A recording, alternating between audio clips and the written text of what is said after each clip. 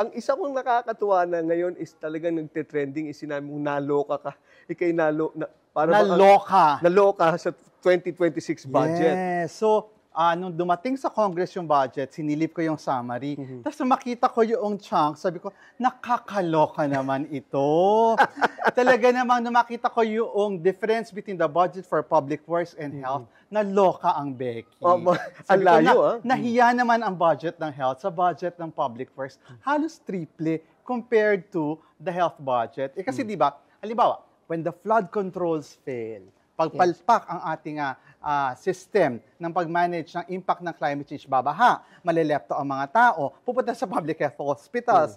Yung public hospitals, hindi kaya i-accommodate kasi kulang ng budget, kulang ng equipment. So, nalepto ka na, naklepto ka pa.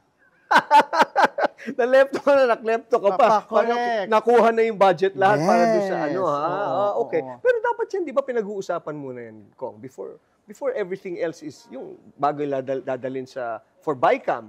Ano yan? How do you do it? Kaya nga, itong opportunity natin, meron tayong opportunity ngayon sa lower house kasi tayo ang may first touch doon sa budget. Bubusisiin natin. Kasi sa totoo lang, maraming bills na dumadaan sa Kongreso. Pero para sa isang legislator, yung isa sa kundi man pinaka-importanting bill every year is the budget. Right. So, kinakailangan talaga fine-tooth comb, tingnan natin, nasaan talaga yung kinakailangan ayusin sa budget. Kasi di ba, the government can speak of priorities, pero sa totoo lang, ang pinaka-concrete expression of an administration's set of priorities ay yung budget. Kasi di ba, pag di mo nilagyan ng pera, hindi mo priority, kahit na sabi mo priority mo. Para lang yan sa mga anak, di ba? Sabi mo, priority natin na makapag-aral kayo, pero pinang-inom mo yung budget. So, hindi mo priority yung pag-aaral ng anak, di ba?